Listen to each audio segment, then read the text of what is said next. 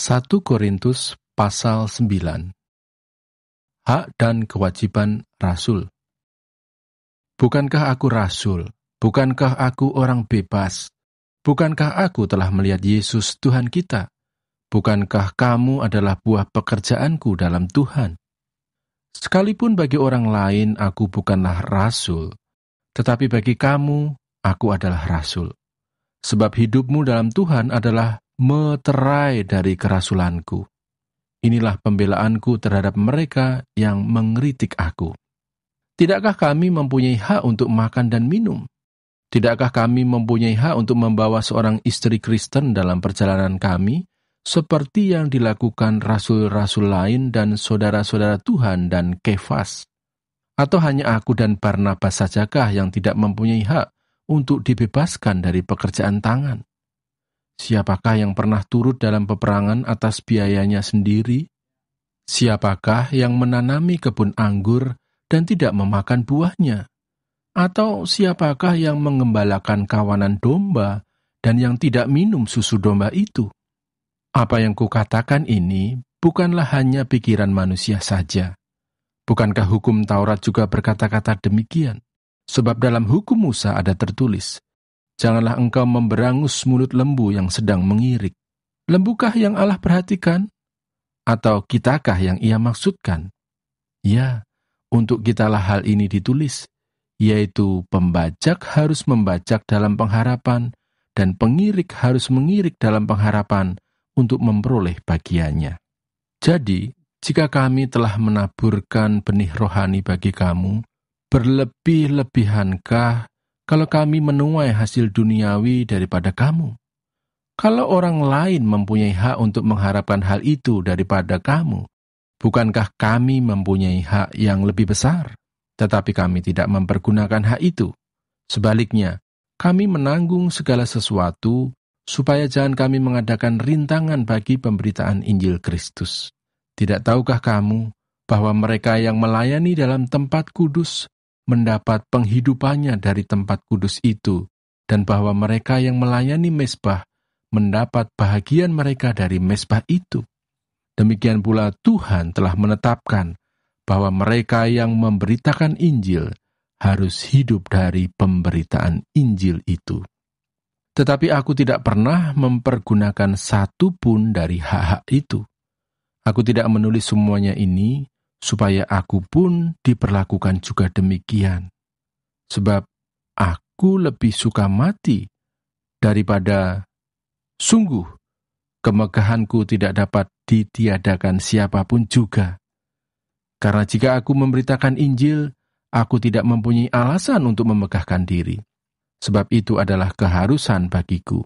Celakalah aku jika aku tidak memberitakan Injil. Kalau andai kata aku melakukannya menurut kehendakku sendiri, memang aku berhak menerima upah. Tetapi karena aku melakukannya bukan menurut kehendakku sendiri, pemberitaan itu adalah tugas penyelenggaraan yang ditanggungkan kepadaku. Kalau demikian, apakah upahku? Upahku ialah ini, bahwa aku boleh memberitakan Injil tanpa upah, dan bahwa aku tidak mempergunakan hakku sebagai pemberita Injil. Sungguh pun aku bebas terhadap semua orang, aku menjadikan diriku hamba dari semua orang, supaya aku boleh memenangkan sebanyak mungkin orang. Demikianlah bagi orang Yahudi aku menjadi seperti orang Yahudi, supaya aku memenangkan orang-orang Yahudi. Bagi orang-orang yang hidup di bawah hukum Taurat, aku menjadi seperti orang yang hidup di bawah hukum Taurat. Sekalipun aku sendiri tidak hidup di bawah hukum Taurat, supaya aku dapat memenangkan mereka yang hidup di bawah hukum Taurat. Bagi orang-orang yang tidak hidup di bawah hukum Taurat, aku menjadi seperti orang yang tidak hidup di bawah hukum Taurat, sekalipun aku tidak hidup di luar hukum Allah. Karena aku hidup di bawah hukum Kristus, supaya aku dapat memenangkan mereka yang tidak hidup di bawah hukum Taurat. Bagi orang-orang yang lemah, aku menjadi seperti orang yang lemah, supaya aku dapat menyelamatkan mereka yang lemah.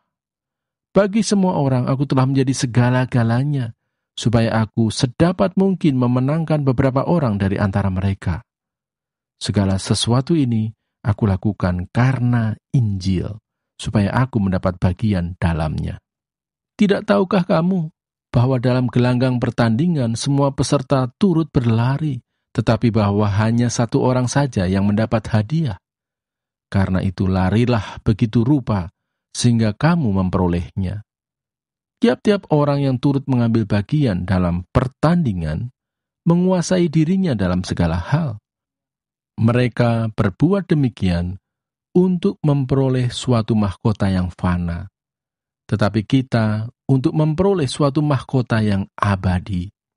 Sebab itu, aku tidak berlari tanpa tujuan dan aku bukan petinju yang sembarangan saja memukul, tetapi aku melatih tubuhku dan menguasai seluruhnya, supaya sesudah memberitakan Injil kepada orang lain, jangan aku sendiri ditolak. 1 Korintus pasal 10. Israel sebagai suatu peringatan. Aku mau supaya kamu mengetahui, saudara-saudara, bahwa nenek moyang kita semua berada di bawah perlindungan awan dan bahwa mereka semua telah melintasi laut. Untuk menjadi pengikut Musa, mereka semua telah dibaptis dalam awan dan dalam laut. Mereka semua makan makanan rohani yang sama, dan mereka semua minum minuman rohani yang sama, sebab mereka minum dari batu karang rohani yang mengikuti mereka, dan batu karang itu ialah Kristus. Tetapi sungguh pun demikian, Allah tidak berkenan kepada bagian yang terbesar dari mereka, karena mereka ditewaskan di padang gurun.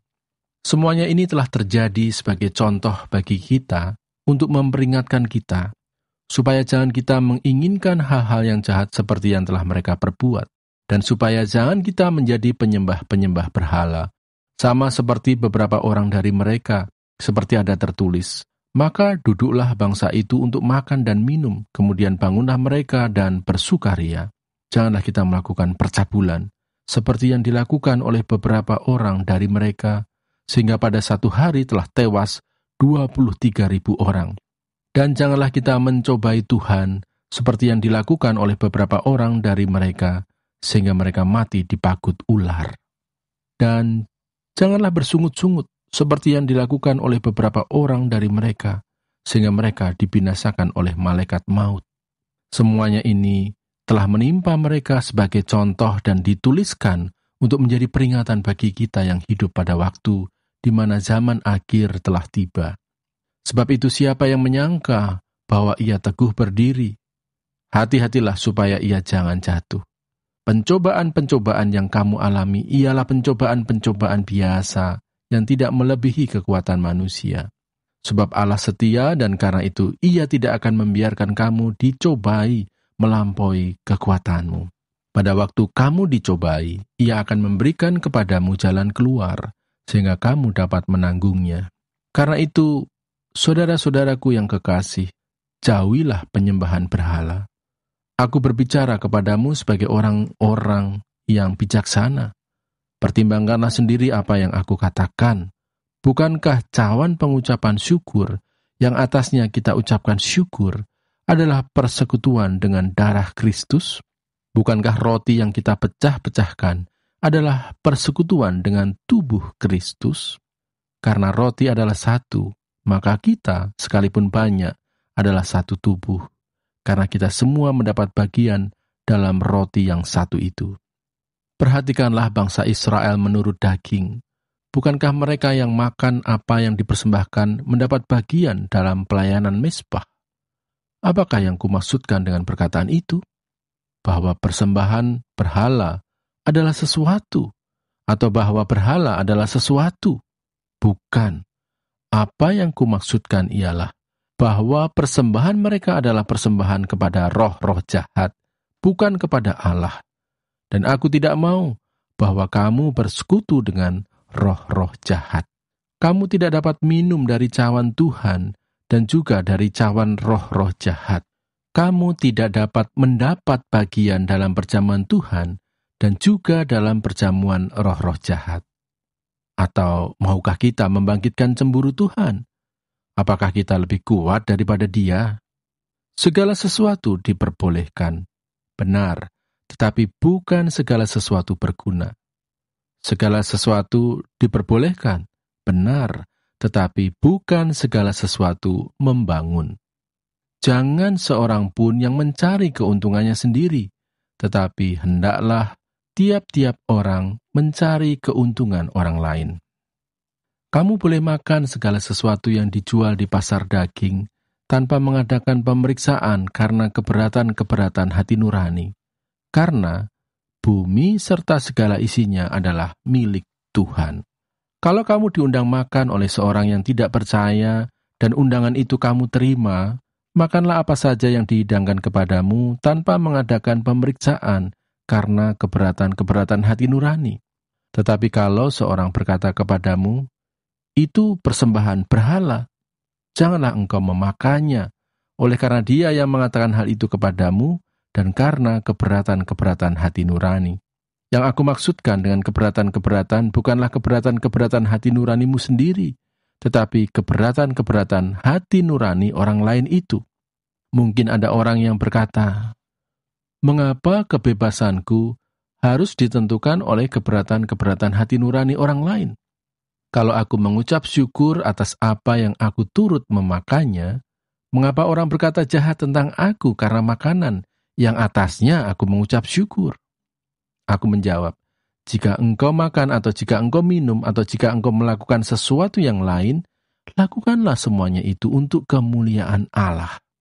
Janganlah kamu menimbulkan syak dalam hati orang, baik orang Yahudi atau orang Yunani maupun jemaat Allah. Sama seperti aku juga berusaha menyenangkan hati semua orang dalam segala hal, bukan untuk kepentingan diriku, tetapi untuk kepentingan orang banyak, supaya mereka beroleh selamat. 1 Korintus pasal 11. Jadilah pengikutku, sama seperti aku juga menjadi pengikut Kristus. Hiasan kepala wanita. Aku harus memuji kamu, sebab dalam segala sesuatu kamu tetap mengingat akan aku dan teguh berpegang pada ajaran yang kuteruskan kepadamu. Tetapi aku mau supaya kamu mengetahui hal ini, yaitu kepala dari tiap laki-laki ialah Kristus. Kepala dari perempuan ialah laki-laki dan kepala dari Kristus ialah Allah. Tiap-tiap laki-laki yang berdoa atau bernubuat dengan kepala yang bertudung menghina kepalanya. Tetapi tiap-tiap perempuan yang berdoa atau bernubuat dengan kepala yang tidak bertudung menghina kepalanya. Sebab ia sama dengan perempuan yang dicukur rambutnya. Sebab jika perempuan tidak mau menudungi kepalanya, maka haruslah ia juga menggunting rambutnya. Tetapi jika bagi perempuan adalah penghinaan bahwa rambutnya digunting atau dicukur, maka haruslah ia menudungi kepalanya. Sebab laki-laki tidak perlu menudungi kepalanya, ia menyinarkan gambaran dan kemuliaan Allah. Tetapi perempuan menyinarkan kemuliaan laki-laki. Sebab laki-laki tidak berasal dari perempuan, tetapi perempuan berasal dari laki-laki. Dan laki-laki tidak diciptakan karena perempuan, tetapi perempuan diciptakan karena laki-laki. Sebab itu, perempuan harus memakai tanda wibawa di kepalanya oleh karena para malaikat. Namun demikian, dalam Tuhan tidak ada perempuan tanpa laki-laki, dan tidak ada laki-laki tanpa perempuan. Sebab sama seperti perempuan berasal dari laki-laki, demikian pula laki-laki dilahirkan oleh perempuan. Dan segala sesuatu berasal dari Allah. Pertimbangkanlah sendiri, patutkah perempuan berdoa kepada Allah dengan kepala yang tidak bertudung?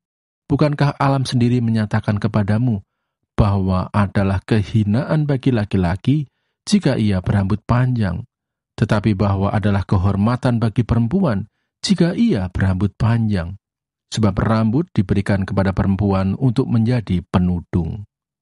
Tetapi jika ada orang yang mau membantah, kami maupun jemaat-jemaat Allah tidak mempunyai kebiasaan yang demikian. Kebiasaan-kebiasaan yang salah dalam perjamuan malam.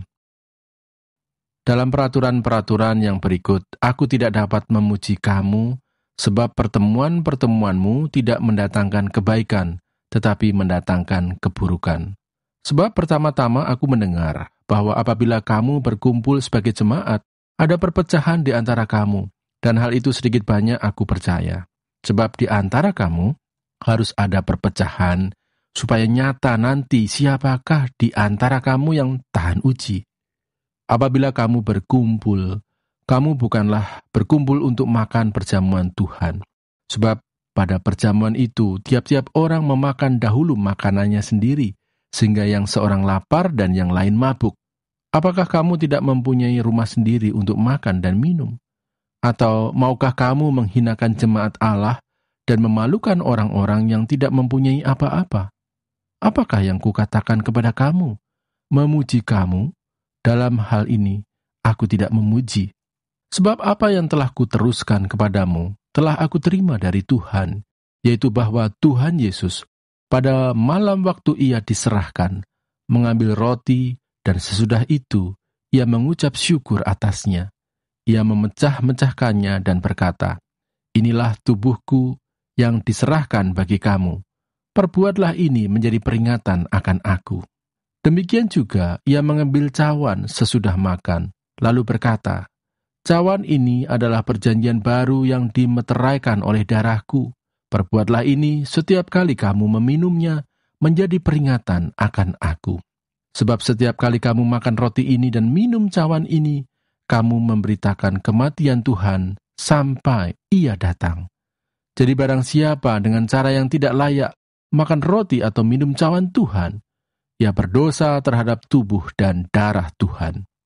Karena itu hendaklah tiap-tiap orang menguji dirinya sendiri, dan baru sesudah itu ia makan roti dan minum dari cawan itu. Karena barang siapa makan dan minum tanpa mengakui tubuh Tuhan, ia mendatangkan hukuman atas dirinya. Sebab itu banyak di antara kamu yang lemah dan sakit, dan tidak sedikit yang meninggal. Kalau kita menguji diri kita sendiri, hukuman tidak menimpa kita. Tetapi kalau kita menerima hukuman dari Tuhan, kita dididik supaya kita tidak akan dihukum bersama-sama dengan dunia. Karena itu, saudara-saudaraku, jika kamu berkumpul untuk makan, nantikanlah olehmu seorang akan yang lain. Kalau ada orang yang lapar, baiklah ia makan dahulu di rumahnya, supaya jangan kamu berkumpul untuk dihukum. Hal-hal yang lain akan kuatur kalau aku datang. 1 Korintus pasal 12. Rupa-rupa karunia, tetapi satu roh. Sekarang tentang karunia-karunia roh. Aku mau, saudara-saudara, supaya kamu mengetahui kebenarannya. Kamu tahu bahwa pada waktu kamu masih belum mengenal Allah, kamu tanpa berpikir ditarik kepada berhala-berhala yang bisu. Karena itu aku mau meyakinkan kamu bahwa tidak ada seorang pun yang berkata-kata oleh roh Allah dapat berkata, "Terkutuklah Yesus." Dan tidak ada seorang pun yang dapat mengaku Yesus adalah Tuhan selain oleh Roh Kudus. Ada rupa-rupa karunia, tetapi satu roh. Dan ada rupa-rupa pelayanan, tetapi satu Tuhan. Dan ada berbagai-bagai perbuatan ajaib, tetapi Allah adalah satu yang mengerjakan semuanya dalam semua orang. Tetapi kepada tiap-tiap orang dikaruniakan penyataan roh untuk kepentingan bersama. Sebab kepada yang seorang roh memberikan karunia untuk berkata-kata dengan hikmat, dan kepada yang lain, roh yang sama memberikan karunia berkata-kata dengan pengetahuan. Kepada yang seorang, roh yang sama memberikan iman, dan kepada yang lain, ia memberikan karunia untuk menyembuhkan. Kepada yang seorang, roh memberikan kuasa untuk mengadakan mujizat, dan kepada yang lain, ia memberikan karunia untuk bernubuat, dan kepada yang lain lagi, ia memberikan karunia untuk membedakan bermacam-macam roh. Kepada yang seorang, ia memberikan karunia untuk berkata-kata dengan bahasa roh, dan kepada yang lain, ia memberikan karunia untuk menafsirkan bahasa roh itu.